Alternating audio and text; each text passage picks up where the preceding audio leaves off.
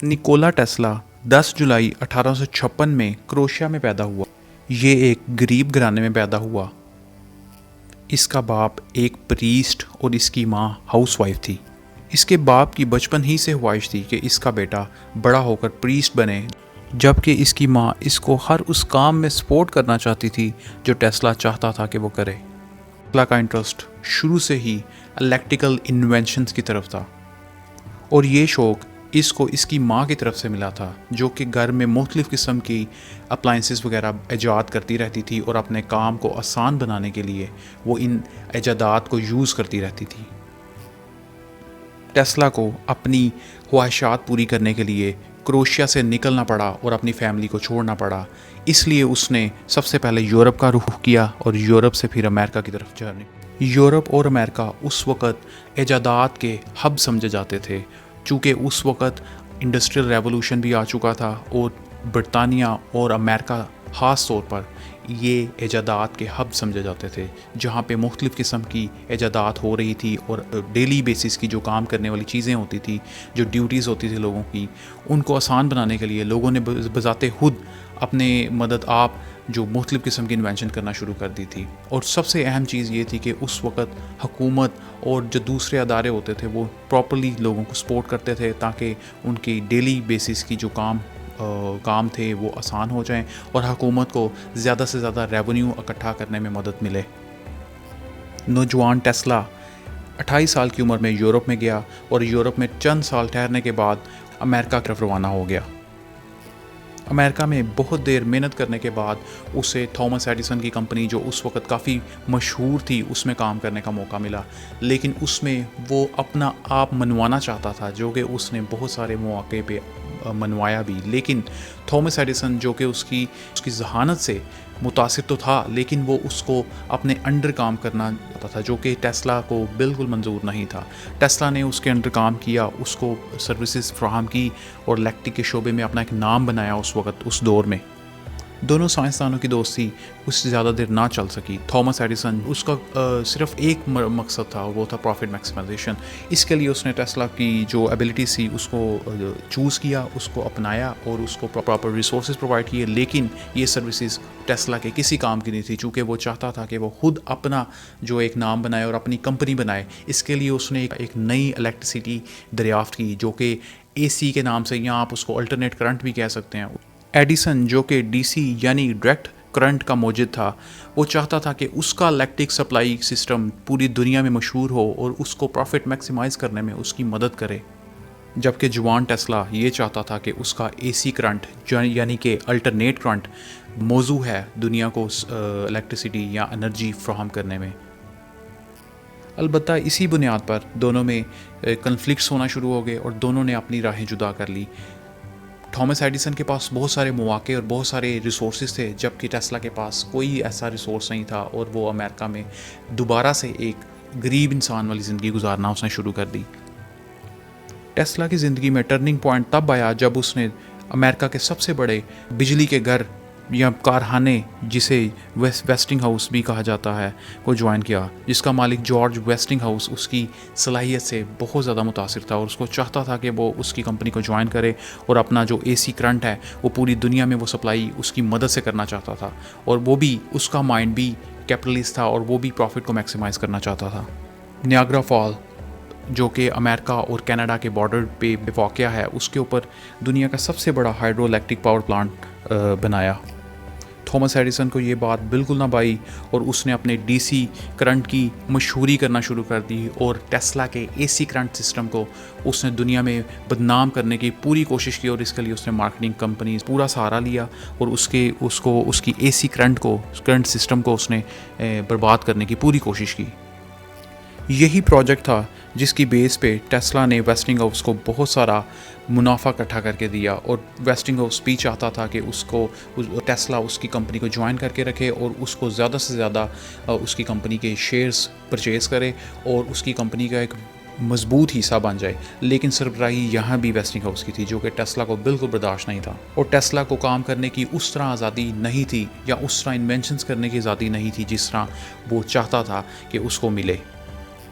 اپنے خواب کو حقیقت میں بدلنے کے لیے اور دنیا کو فری بجلی فراہم کرنے کے لیے اس نے دنیا کے سب سے بڑے اور سب سے مالدار لوگوں کا سہارا لیا، جس کے سامنے اس نے مختلف قسم کے اپنی ایجادات کو شو کیا اور اپنے بنائے ہوئے ڈفرینٹ قسم کی انوینشنز کو شو کیا۔ ان میں سے ایک کیپٹلسٹ یا ایک انویسٹر جے پی مورگن، جو کہ اس وقت دنیا کے مشہور مالدار ترین اشخاص میں گنا جاتا تھا، اس نے اس کے پروجیکٹ کو 1901 میں سٹارٹ کیا اور اس کو پراپر سپورٹ فراہم کی۔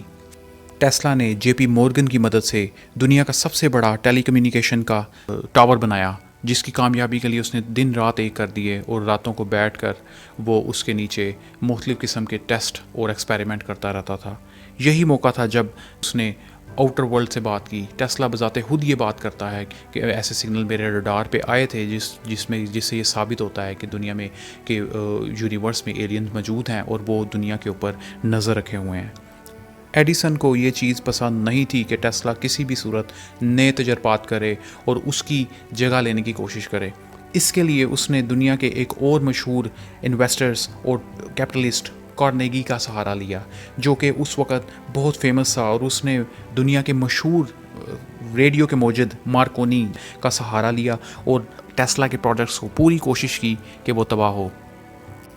بیچارہ ٹیسلا، جو کہ ریسورسز نہ ہونے کے باوجود اتنی کوشش کر رہا تھا کہ اس کا کرنٹ پوری دنیا کو ملے، بجلی کی فراہمی تمام دنیا کو ہو، تمام دنیا کے لوگوں کو ہو، اور اس کے پیچھے اس کی کوئی پروفٹ میکسیمائزیشن کا کانسیپٹ اور رسول کار فرما نہیں تھا، بلکہ وہ سیلف لیسلی اس کام کو پرفارم کرنے کی کوشش کر رہا تھا۔ انفارچونیٹلی وہ اس مقصد میں کامیاب نہ ہوا، اور کارنیگی اور ایڈیسن کی پارٹنرشپ اور اس کے علاوہ مارکونی جیسے مشہور سائنسدان کی بدولت وہ ٹیسلا کو ناکام کرنے میں کامیاب ہو گئے، اور جے پی مورگن جو ٹیسلا کو سپورٹ کر رہا تھا وہ اپنی سپورٹ سے پیچھے ہٹ گیا اور اس نے ٹیسلا سے اپنی تمام